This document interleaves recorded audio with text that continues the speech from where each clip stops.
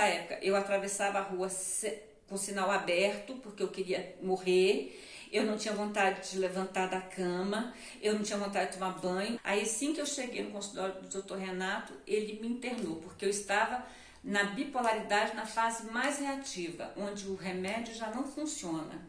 Então ele me internou e começou umas sessões de ECT, que é eletroconvulsoterapia. Olá, meu nome é Sheila. Sejam muito bem-vindos. Esse vídeo é o piloto de um projeto que tenho para o canal. É a primeira vez que eu entrevisto alguém, então não repare na falta de habilidade. Se você achar que esse conteúdo é relevante, por favor, comente para eu saber se você gostou. Porque se esse formato de vídeo agradar, eu vou trazer entrevistas de outros transtornos para vocês. Aproveita e deixa aqui nos comentários sobre qual transtorno você gostaria de saber. E bora de entrevista. Oi, gente, tudo bem? Tô aqui com a Cristina e com o Júlio. Eles vão contar uma história linda pra gente, de muita superação, de dificuldades também, mas principalmente de superação. E eu tenho certeza que vai ser uma história muito linda. Então vamos conhecer eles. Eu sou a Cristina, tenho aqui meu companheiro do meu lado, que foi meu alicerce. Sou mãe de 2 filhos, hoje são um de 18, outro de 30. Tenho uma neta maravilhosa. Sou professora, formei em História, sou aposentada no cargo da prefeitura, aposentei em 2016 e continuo trabalhando no Estado, mas não estou na sala de aula por causa do afastamento que eu tive.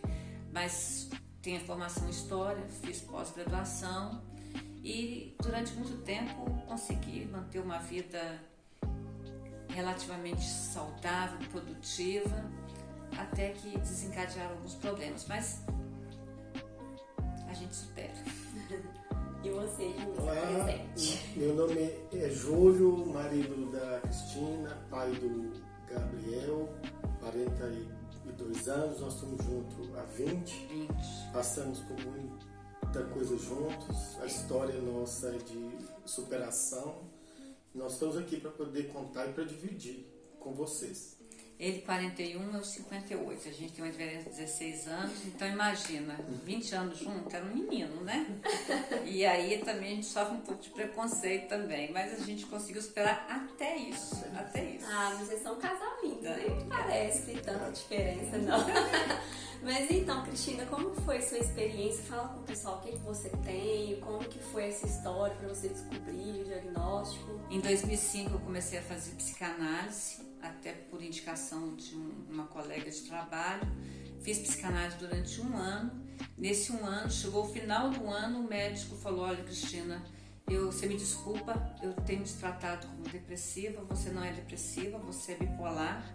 Eu não sou psiquiatra químico, eu não trabalho química cerebral, vou te encaminhar para um outro médico e ele vai iniciar o seu tratamento. Então, eu tenho diagnóstico a partir de 2005, mas antes disso eu era diagnosticada como depressiva crônica. E foi quanto tempo que você viveu como depressiva? Isso é tão difícil estabelecer quando, porque eu me lembro que já na adolescência quando eu comecei a trabalhar com 19 anos, eu tinha momentos em que eu pegava licença médica para ficar em casa, porque eu não conseguia sair para trabalhar. E eu trabalhei no estado de Minas e lá tinha um médico, ele até brincava comigo: isso é porque você aprontou demais no final de semana, por isso que você está aqui, não está reclamando que não deu conta de trabalhar.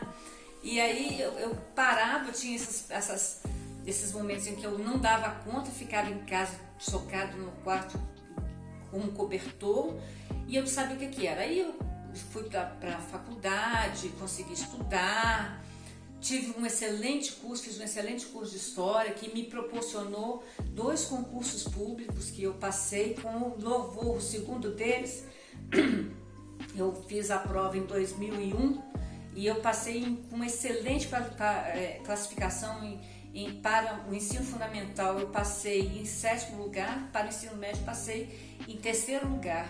Então assim, para mim foi uma vitória, porque foi um momento que eu estava bem cansada, estava vivendo um momento muito difícil, mas mesmo na dificuldade eu consegui mostrar que eu ainda dava conta. Então isso sempre foi para mim um respiro. Eu consegui. Isso era constantemente vinha aquela voz, você vai conseguir, você vai conseguir. Mesmo quando eu estava desesperada, eu pensava assim, eu vou me jogar na frente do primeiro carro que passar.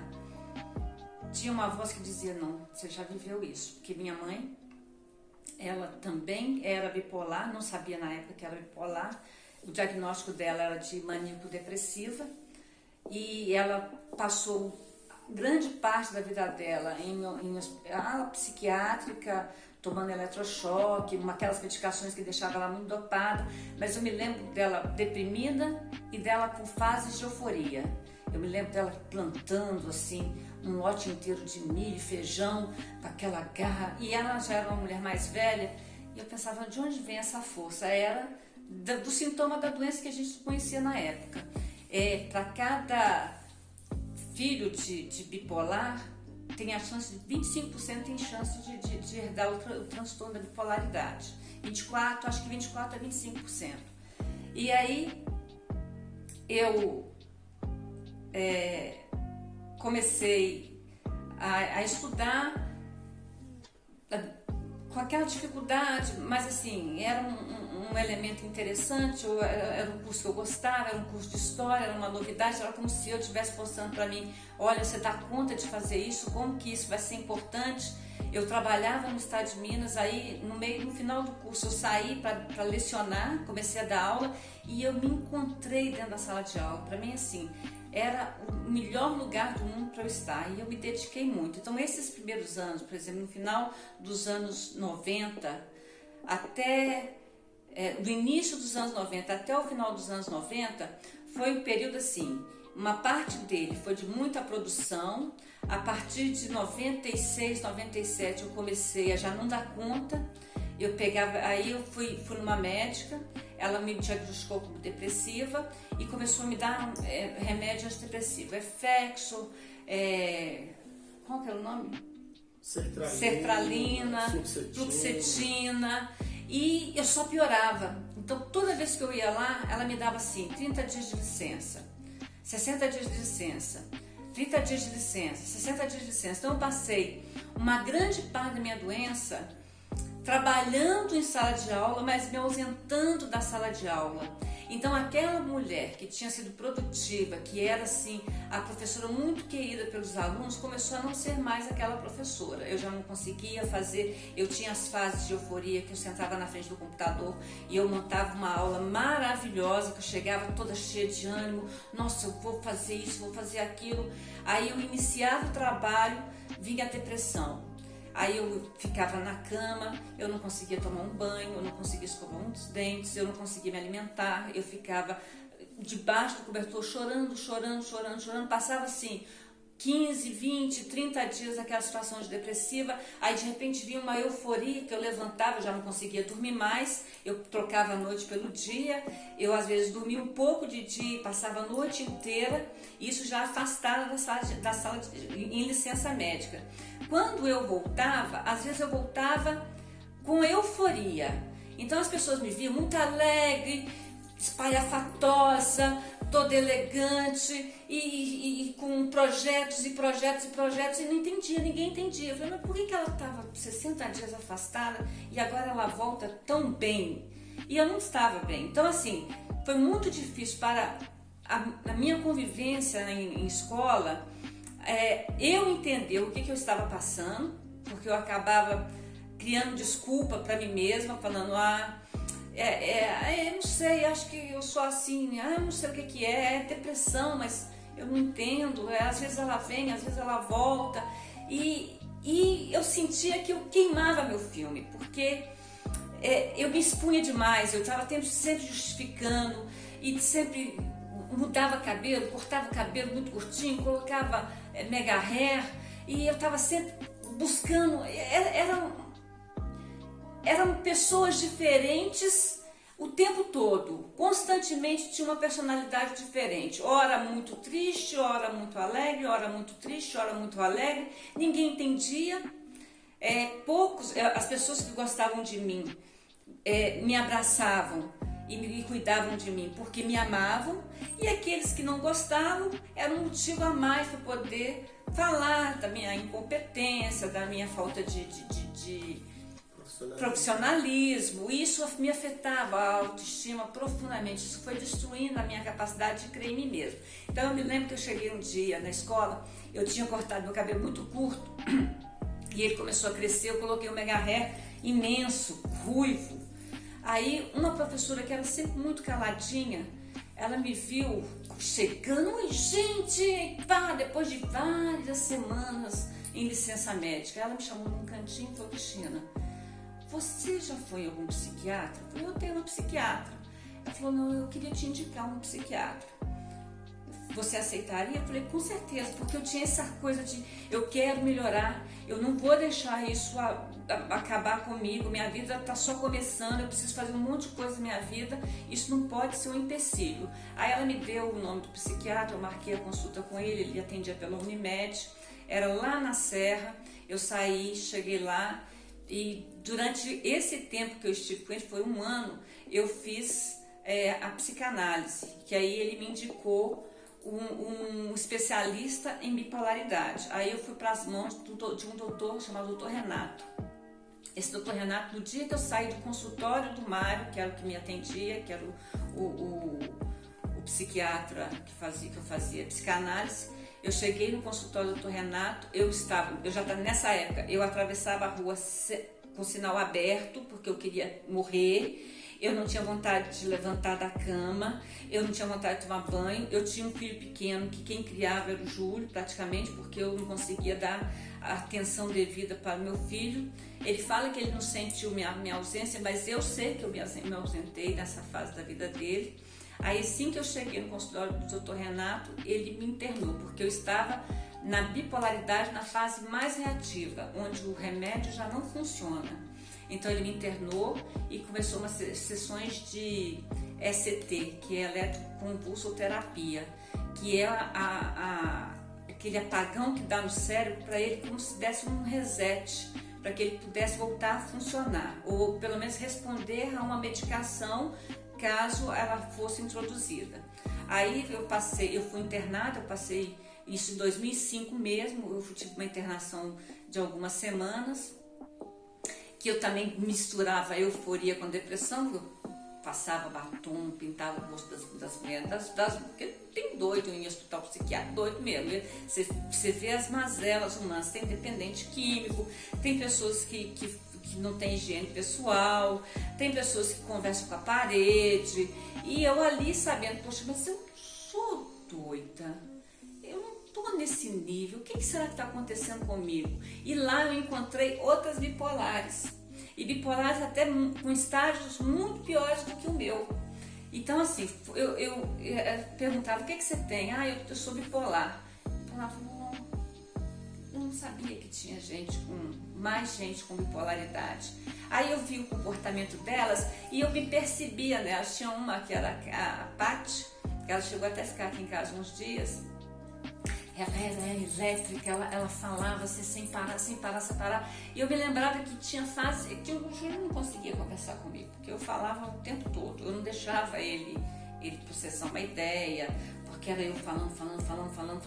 Eu chegava a ficar com a saliva no canto da boca por causa da medicação e portanto que eu estava falando desembestado.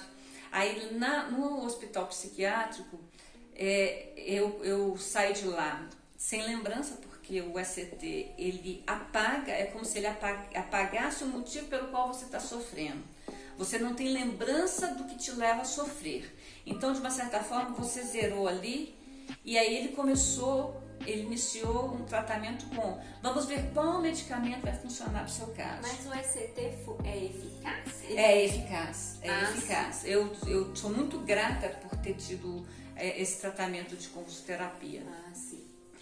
Aí ele começou a introduzir medicamento. Ele introduzia eu tomava durante um mês e meio, vinha reações adversas em que eu ficava pilhada ou eu ficava extremamente sonolenta. Eu me lembro que uma vez eu já tinha saído eu fui assumir uma coordenação pedagógica e eu acordei de madrugada, era o Levosine, né? Levosine. Eu tomei um Levosine de noite e acordei e assim, meio dopada, falei, nossa, eu acho que eu não tomei o remédio, tomei outro. E eu acordei no horário que o relógio despertou e eu tinha que ir para a escola. Eu não conseguia levantar da cama, mas eu me arrastei, desci, peguei o ônibus, cheguei na escola. Eu não conseguia pronunciar palavras, eu murmurava, falava assim: Maria José, as provas, elas estão nesse caninho. Ela falou: o que aconteceu? Eu falei: eu tomei uma medicação. Aí eu saí, ela falou: vai embora para casa, pega o táxi. Eu falei: não, pode deixar. Eu consegui ir até o ponto de táxi, eu subi as escadas engatinhando e eu passei assim, um dia e meio dormindo, porque a dosagem foi extremamente alta. Então assim, durante muito tempo, alguns anos, eu passei, sim, entro com uma medicação, 3 meses não dá certo, vamos mudar a medicação, não dá certo, vamos mudar a medicação, não dá certo. Quando chegou em 2007, eu entrei numa fase também extremamente reativa, que eu não conseguia mais produzir. Foram um dos piores anos, assim, 2007 foi um ano barra pesada mesmo, que eu tinha crise de depressão, assim, eu chorava. Hoje eu não gosto nem de chorar, para ser sincero.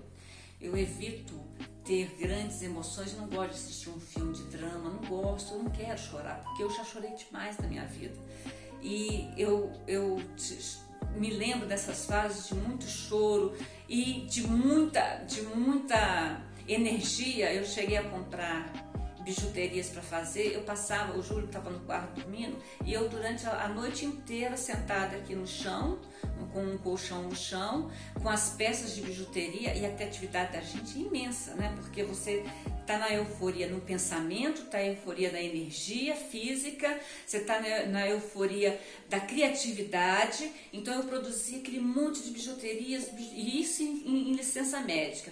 Fazia aquele monte de bijuteria, chegava com uma caixa de bijuteria, acabava minha licença, eu ia para a escola vender bijuteria. Quem entende um negócio desse? Que profissional que trabalha ao seu lado vai entender que aquela mulher que ficou 90 dias afastada, voltou com um monte de produto que ela produziu durante esses dias e está vendendo toda alegre e saltitante. Então, ninguém entendia o que eu estava passando. E era motivo de vergonha para mim. Eu tinha muita vergonha de estar passando por isso. E eu buscava, eu pedia a Deus: Deus, me ajuda a melhorar. Eu quero melhorar, eu quero vencer isso. E aí eu quero buscar um novo medicamento. Eu nunca desisti. Isso foi uma coisa que o Júlio é testemunha. Nunca desisti de um tratamento médico. Nunca desisti de uma medicação. Por mais que eu tivesse resistência a ela, que eu lia a bula e falava: não, mas tem tanto efeito colateral, não, eu vou tentar, é esse medicamento que eu vou usar até dar certo. E aí em 2008 ou 2009 ele entrou com anti-esquizofrênico, ele é um remédio para esquizofrenia, que ele atua na bipolaridade. Ele chama ziprasidona, e eu tomava 80 miligramas de ziprasidona. Foi aí que eu comecei a ter um pouco menos crise, porque tirou o antidepressivo. Porque o antidepressivo para o bipolar, ele só aumenta o adoecimento bipolar. O bipolar não pode tomar o antidepressivo isoladamente. E eu topei ele durante anos seguidos. Então isso foi agravando meu quadro. Foi assim, problema atrás de problema, porque era a medicação errada para uma doença que ainda não tinha um diagnóstico. Quando eu comecei a tomar o ziprasidona, eu comecei a ter um pouco menos crises com intervalos menores. E aí, em 2005, eu estava no estado, a médica do estado da perícia me afastou, ela falou: Cristina, eu vou te afastar da sala de aula, porque eu não conseguia dar aula, eu já não conseguia ir para a sala de aula, enfrentar os alunos, qualquer problema que eu tinha em sala de aula virava um problema pessoal, de eu sair chorando, de eu achar que aquilo era pessoal, que o aluno estava tramando contra mim, eu me sentia perseguida. Então aquela professora que era produtiva, que era querida, começou a temer. Eu tinha medo dos meus alunos, eu tinha medo da minha profissão. Então quando eles me afastaram, foi uma coisa complexa, porque de uma certa forma eu me senti desobrigada a conviver com aquilo que me causava tanta angústia, mas infeliz até a última instância, porque eu estava perdendo aquilo que tinha me dado tanto prazer, que era a minha profissão. Aí, nesse período que eu que eu saí da sala de aula, aí que a minha imagem se deteriorou mais ainda. Eu me lembro que eu tinha um sonho recorrente em que eu estava nua num elevador de vidro, em que eu subi e descia. Aí eu levei isso para o meu terapeuta, ela falou, é porque você está se expondo demais. E eu me expunha. Eu expunha a minha vida pessoal, eu expunha os meus problemas, eu expunha as minhas fraquezas, eu expunha a minha alegria exacerbada. E isso me deixava constrangida depois, quando eu voltava a ter pequenos momentos de normalidade, que eu olhava para aquilo, eu sentia vergonha de mim. Eu sentia vergonha do que eu tinha feito, do que eu tinha falado, de como eu tinha procedido. Então, era sempre euforia, depressão e culpa. Eu carreguei uma culpa durante décadas. Culpa por estar doente. E eu não conseguia colocar a culpa na doença. A culpa não era da doença, a culpa era da Cristina.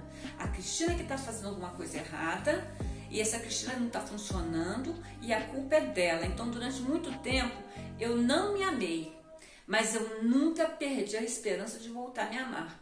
Então, assim, era um negócio que tinha dentro de mim, assim, eu tenho que conseguir.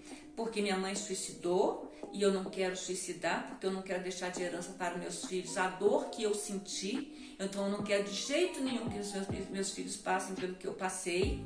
Eu não quero que o meu marido perca a sua companheira.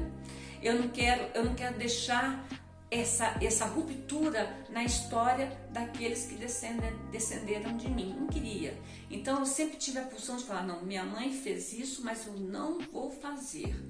Por mais que em algum momento eu perdi as esperanças e a força e a doença e tudo que o cérebro produz que te paralisa com a depressão, me paralisava, tinha lá dentro uma pequena luzinha que me falava assim, não, você vai encontrar a luz no fim do túnel, você vai encontrar, continua na luta. E eu passei a adotar aquela frase, levanta, sacode a poeira e dá a volta por cima. Toda vez que eu estava muito desesperada, eu falava, não, Chino, levanta, sacode a poeira e dá a volta por cima. E durante esse período era muito engraçado, que eu caía muito, que é do desequilíbrio emocional. Então eu tinha anos que eu falava, não, esse ano eu caí pouco, eu caí só 9 vezes. Ah, não, esse ano tá bom, eu caí só 5 vezes. E eu tomava cada tombo. Um dia eu quase caí em cima de um camelô, porque ele esbugalhou os olhos, eu não tinha controle das minhas pernas. Eu saía com o meu filho e caía, eu ia na escolinha para fazer a festa dele com um prato de salgadinho e caía. Então eu caía, porque eu não tinha equilíbrio. Hoje eu já não caio. Hoje, graças a Deus, uma coisa que eu consigo me manter de pé nas minhas pernas, que eu acho que é estabilidade mesmo. É verdade. E aqui você falou tudo isso, eu lembrei de uma coisa. Eu sempre lembro disso mesmo, que a gente às vezes toma as nossas atitudes impulsivas, né, que não são nossa culpa. Eu sempre falo isso, hoje eu vejo que não era eu, era ansiedade. Não era Cristina, era bipolaridade. Exato. Agindo em nome da Cristina. Mas a culpa é da Cristina, né? A culpa é nossa. E aí era sempre esse ciclo mesmo, eu sempre falo isso. A gente tinha a atitude, né, impulsiva, e logo depois vinha a vergonha. E aquela culpa, né? Eu ficava com vergonha de mim, falando assim, nossa, o que eu fiz? E as pessoas começaram a ver a gente como louca. Porque uma hora você tá bem, você vem, brinca com a pessoa, e daqui a pouco ela vem conversar com você dá uma patada nela do nada. E ela fala assim, não, mas que isso? E os saudosistas? Ainda tem os saudosistas. Eu me lembro que tinha professores que falavam assim, nossa, agora, porque quando eu comecei a tomar os medicamentos, eu fiquei muito dopada. Então eu já não conversava, eu já não brincava como eu brincava antes, eu já não tinha as alterações de humor.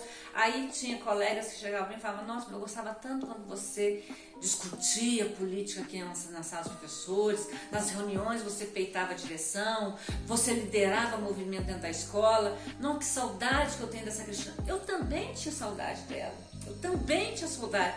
E aí eu falava, nossa, eu queria voltar a ser assim, eu queria voltar a ser essa Cristina, porque por mais eufórica que eu estivesse, uma parte de mim estava ali, a minha essência estava ali, ela estava num volume maior, estava estridente, mas era eu com as minhas ideias, com a minha inteligência, com a minha capacidade, com as minhas qualidades. E eu falava, gente, mas tanta gente gostou de mim desse jeito que eu queria voltar a ser assim. E eu não conseguia, eu ficava muda, eu passava o tempo todo sentado e eu passei a ter uma compulsão alimentar. Eu comia desesperadamente, eu bebia refrigerante um atrás do outro, eu comia doce, e eu cheguei ao final até 2015, 2016, eu pesava 85 quilos, porque eu destrambelhei mesmo assim, porque eu não conseguia encontrar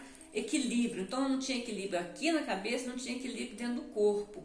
E aí em 2016, antes disso, acho que 2000, quanto que o doutor Renato faleceu? 2011? Por aí. 2011, o doutor que tinha me prescrito e que tinha tratado da bipolaridade faleceu. Aí eu voltei para aquele psicanalista. Ele falou, não, agora que você já tem uma medicação, eu vou manter essa medicação e a gente vai controlando, ajustando se for necessário, diminuindo, aumentando, tal. Aí eu comecei a oscilar, ele percebeu, ele falou, Cristina, eu vou te dar a quetiapina. Aí eu pensei que a quetiapina fosse um hipnótico e eu não queria mais tomar remédio para me induzir a dormir. Eu achava que aquilo poderia ter consequência mais à frente na minha vida. Aí eu passei a não tomar. Aí ele falou, você está tomando a quetiapina? Eu falei, Mário, eu tô com medo porque eu não quero ficar tomando hipnótico. Ele falou, não, a quetiapina não é um hipnótico, é um benzodiazepínico. E ele é um nivelador de humor. Aí eu comecei a tomar o ziprasidona mais a quetiapina. Foi quando eu equilibrei, comecei a me equilibrar. Paralelamente, eu me aposentei da escola da prefeitura, onde eu sofria mais vergonha, mais constrangimento, que a memória que eles tinham de mim, a lembrança que eles tinham de mim eram as piores lembranças, porque foi o período que eu passei mais adoecida. Então eu tinha muita vergonha de trabalhar, eu não conseguia ficar dentro da escola, eu fugia. Eu não fugia porque eu queria ir embora, porque eu sou uma folgada, é porque eu não conseguia lidar com aquela realidade ali, de estar num lugar onde você não consegue produzir. Você já foi uma pessoa produtiva, as pessoas lembram de você produtiva e de repente você é um esboço daquilo que você foi. E todo mundo sem entender, porque ninguém entende isso, ninguém entende a bipolaridade. Até hoje, eu tenho um filho mais velho que ele não entende a bipolaridade. Às vezes eu vejo traços de bipolaridade, porque tem vários graus nele, e eu sinto às vezes um pequeno preconceito dele em admitir isso ou de pensar sobre isso, porque transtorno mental é cheio de tabu, é cheio de medo, é cheio de constrangimento e é muito vulgarizado também. Se a pessoa tem uma alteração, hoje ela está feliz, amanhã ela está nervosa, não, fulano é bipolar. Não, fulano não é bipolar. Fulano é uma pessoa normal que tem uma pequena alteração de humor que qualquer pessoa normal tem. A bipolaridade, ela é muito diferente. A bipolaridade são alterações brutais. Ou você está muito bem, excessivamente, do ponto de vista mental, físico. Eu em 2001, eu fui diagnosticada com hipotireoidismo e eu estava extremamente alterada a tireoide. Eu fui no meu médico, ele falou, nossa, Cristina, você não deve estar levantando da cama. Eu estava numa fase eufórica que eu fazia caminhar 2 vezes por dia. Nossa. Ele falou, mas como é que você está conseguindo? Eu falei, não sei. Ele não sabia que eu era bipolar e eu não sabia que isso foi em 2001. E hoje eu sei, eu só fazia caminhada 2 vezes por dia porque eu estava na fase eufórica. A dopamina lá no cérebro jogando dopamina e eu tinha energia e força para fazer isso. E eu estava num desequilíbrio hormonal tremendo.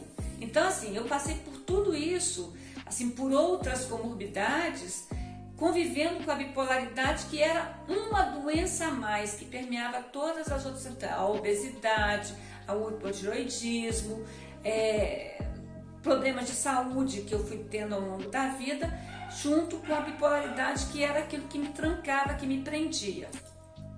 Então, em 2016, eu comecei a tomar esses 2 medicamentos concomitantemente. Eu descobri, através de um médico que eu sigo no YouTube, que a bipolaridade ela tem que ser tratada com 2 ou 3 niveladores de humor. Um só não é o suficiente para o bipolar. Então, se ele está tomando um, às vezes ele não consegue chegar no equilíbrio, porque falta um outro elemento químico ali para poder estabilizar a produção de neurônios, transmissores.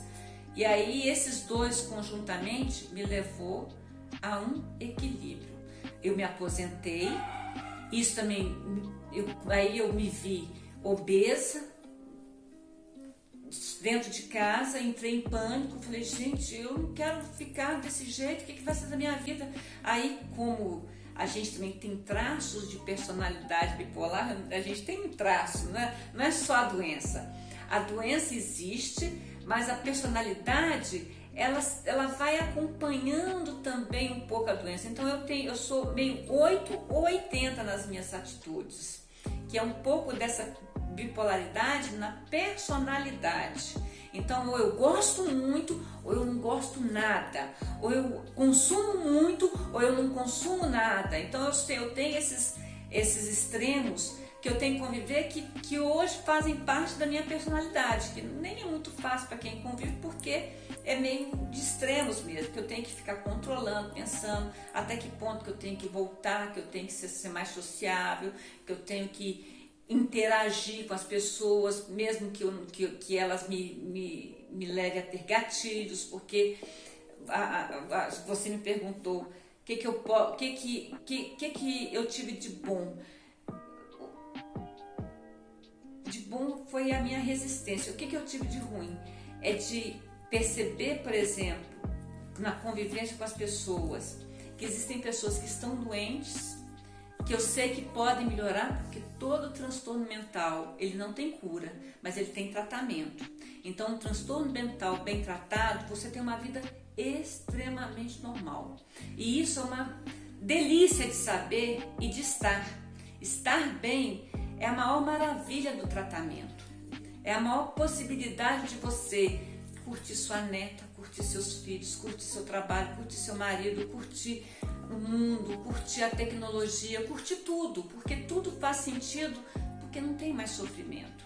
Então, assim, me tiraram um trator das costas, me tirou um peso, e esse peso saiu também nos quilos. Eu emagreci 25 quilos, comecei por conta própria a fazer atividade física, aí eu fui para uma academia em 2018, de 2018 eu não saí mais, eu frequento academia. Então eu tive uma reeducação alimentar, eu tive atividade física, eu consegui organizar o meu sono, eu durmo cedo e acordo cedo, eu não fico na cama, eu não dou espaço para que a depressão, a melancolia se aposte de mim. Então o sol nasceu, eu estou fora da cama, eu estou arrumando uma cozinha, eu estou aqui sentada dentro da rede social, eu não estou na cama mais, eu não quero mais ter contato com a cama que não seja dormir. E eu fui descobrir que para o bipolar, atividade física, uma alimentação saudável e noites boas de sono ajuda extremamente o tratamento. Então, junto com a medicação, eu tive uma mudança de hábitos que me ajudou, assim, sobremaneira a chegar onde eu cheguei. Então, assim, o conselho que eu dou para quem tem ou desconfia que é bipolar, vá fazer atividade física, vá se alimentar, corta o doce, corta o açúcar, corta a farinha branca, corta essas gorduras processadas, porque essa gordura inflamatória, ela inflama o cérebro. É uma gordura que inflama os transmissores cerebrais, então você precisa ter uma alimentação adequada para que você possa produzir boa dopamina, boa serotonina em equilíbrio com a medicação. Então isso foi uma descoberta que hoje eu acompanho médicos que falam sobre bipolaridade e os conselhos que eles dão, eu intuitivamente comecei a fazer sozinha e me ajudou demais. Então hoje eu não largo a academia. É difícil ir para a academia? É sofrido, é horrível às vezes, é uma tortura. Mas eu sei que o benefício que ela traz para a minha saúde é inimaginável. Então assim, eu não vou abrir mão disso porque eu quero envelhecer com saúde.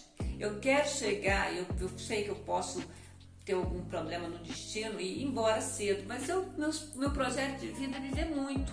E eu quero viver com qualidade, e a qualidade para mim está em estar nivelada, estar com o meu corpo em dia, não pela beleza estética, mas pela qualidade de vida que eu quero ter uma alimentação que preencha esses,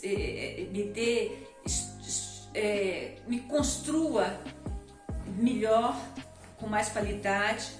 Então eu fui rompendo com vícios, porque eu tive inúmeros vícios ao longo dessa minha trajetória. Eu me viciei, inclusive, fala que não vicia, mas eu tive um vício na maconha durante muito tempo.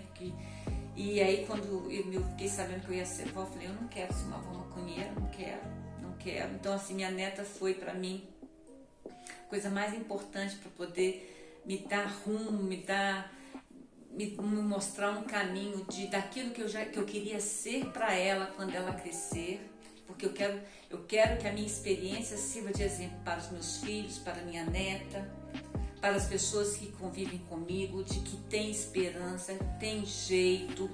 Você não pode desistir, eu nunca desisti. Eu caía, levantava, e levantava rapidinho, porque eu não queria a ajuda de ninguém para me levantar no chão. E eu fazia isso na vida. A ajuda que eu tive, e eu agradeço a Deus por ter colocado no meu caminho, foi o Júlio. Tive também anjos, pessoas que me ajudaram como referência, tipo, eu tenho aqui um senhor que vem consertar minha máquina, e ele era um atleta, um senhor que tem mais ou menos a minha idade, e que ele está aqui conosco talvez uns 10 anos, e ele sempre fez atividade física. Eu falava, nossa, quando eu crescer eu quero ser igual ao seu Clésio. Então aí eu descobri que para ser igual ao seu Clésio, era eu que tinha que fazer, não é o seu Clésio. É a Cristina que tem que levantar da cama, tem que colocar uma roupa e malhar. Então depende de mim. E tudo aquilo que depende de mim, eu me sinto na obrigação de fazer por mim. Eu me sinto obrigada, porque eu quero deixar de herança para os meus filhos aquilo que eu não tive da minha mãe. A esperança de ter uma vida plena. Ela não teve e eu quero ter. Eu tô rindo aqui porque eu falei isso no meu primeiro vídeo. Eu falei essas palavras, falei assim, não busca tratamento, né, a chance de você ter uma vida plena. Eu acho que as palavras que resumem o que a gente quer é isso, ter uma vida plena. Exatamente. Porque a gente, quando tá no auge, né, do nosso transtorno, a gente não tem esperança. Exatamente, você fica sem esperança. Não tem esperança. Parece que é um buraco sem fundo. Você caminha para um abismo. Durante muito tempo, assim, eu tinha uma mão que quem puxava e me tirava do buraco era o Júlio. E assim, outra coisa, eu nunca esperei que alguém fizesse por mim aquilo que eu sentia que era obrigação minha. Tem médico? Eu vou ao médico. Mas hoje eu estou muito deprimida. Eu tomava banho ou não tomava, me arrumava ou não me arrumava, saía de casa, ia até o consultório médico, chorando, às vezes dentro de ônibus, chorando, andando a pé pelas ruas, destruída emocionalmente. Chegava lá, caindo aos pedaços. Vamos entrar com essa nova medicação. Entrava com a nova medicação. Eu nunca tive medo de fazer tudo que tivesse ao meu alcance para melhorar. Então, assim, eu acho que esse não desistir é o mais importante, porque o tratamento é demorado, descobri-lo é demorado, e se você não tiver esperança que você vai melhorar, você não melhora. Não melhora. É verdade. E uma coisa que você estava falando aí, igual você falou, né? Testa um, testa outro. Graças a Deus eu não precisei passar por isso. Mas quase que aconteceu comigo, que aconteceu com você, porque eu também tive um diagnóstico errado. O psicólogo que eu estava, antes que eu estou agora do psiquiátrico que eu faço tratamento, ele me diagnosticou com TDAH. Uhum. E eu ainda achei estranho, porque assim, diagnóstico não é uma coisa que você olha assim e fala assim, você tem Meu filho tem TDAH e ele fez um teste de várias horas em que ele foi testado para descobrir que ele era TDAH. E olha só, TDAH que ele é. Tá. O contexto dessa descoberta foi, olha pra você ver como que foi assim, uma grande responsabilidade, né, do profissional. Eu tava passando por todas aquelas coisas, né, tinha momentos de depressão, mas no outro dia eu tava ótima também. E aí eu pesquisava no Google assim, por que eu sou preguiçosa? Por que eu não consigo me concentrar? Por que eu não conseguia? Eu queria muito estudar, apesar de eu ser concursada, eu queria estudar para outros concursos. E eu não conseguia, eu sentava lá na cadeira, tinha todo o material E eu não conseguia, e aí eu começava a pensar assim, eu via vídeo do pessoal no Instagram, aí eu falava assim, eu não consigo estudar porque eu não tenho uma cadeira de escritório. Aí eu lá sem poder, eu comprava a cadeira de escritório. A compulsão para compras, Sim. eu endividei. Eu Durante também. muito tempo eu fiquei profundamente endividada, muito endividada. Isso era um assunto que eu queria entrar com você, inclusive, disso, de como que transtorno mental afeta a nossa vida financeira. Totalmente. Eu estava comentando com a Sheila que o ano passado nós fizemos uma reforma na casa. Gente, o papo foi tão bom que não coube num vídeo só. Então aqui termina a primeira parte, para não ficar muito maçante. Mas na próxima quinta-feira sai a parte 2 dessa troca de experiências surreal. Se inscreve no canal para não perder, hein? Vejo você no próximo vídeo. Tchau!